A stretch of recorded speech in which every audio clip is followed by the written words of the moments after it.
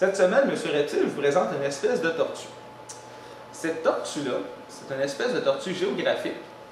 Plus précisément, on l'appelle la graptémide pseudo-géographique. C'est une tortue qu'on va retrouver au centre des États-Unis. On va vivre tout le long de la rivière Mississippi. Même également, là, ça va être ses habitats préférés. Elle va vivre où est-ce qu'il y a des rivières larges, des forêts inondées, des bayous où est-ce qu'ils sont tranquilles. Elle va aimer les habitats où est-ce qu'il y a de la végétation abondante. La tortue géographique que j'ai ici, c'est une tortue qui a un mode de vie qui est plutôt discret. C'est une tortue qui est farouche. Elle va être difficile à observer. Puis vous pouvez observer ce comportement-là en ce moment, qu'elle reste quand même assez cachée dans sa carapace.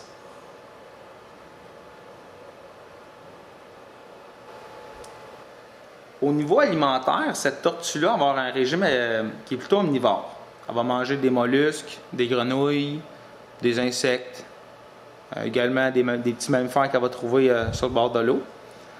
La particularité, on peut voir la tortue au niveau des yeux.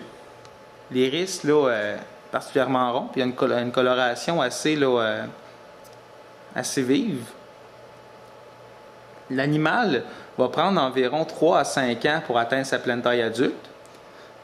La longévité est mal connue, mais on a observé des spécimens qui avaient vécu jusqu'à 32 et 35 ans.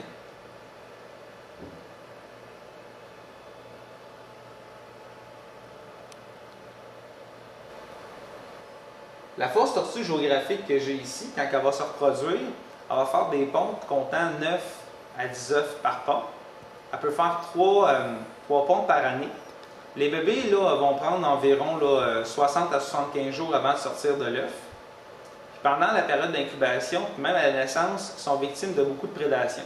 Il va y avoir des renards, des ratons laveurs qui vont aller creuser et détruire les nids. Quand ils vont venir au monde, il va y avoir des oiseaux comme des mouettes puis des grands hérons bleus qui vont se nourrir des bébés. Et également, quand les bébés vont être dans l'eau, il va y avoir des échigans et des poissons chauds qui vont s'en nourrir. C'est qu'ils ont vraiment sont victimes de vraiment beaucoup de prédation. La tortue, c'est une tortue qui est quand même assez farouche. Je vais essayer de m'en encore une fois. Non, on s'en est sauvé.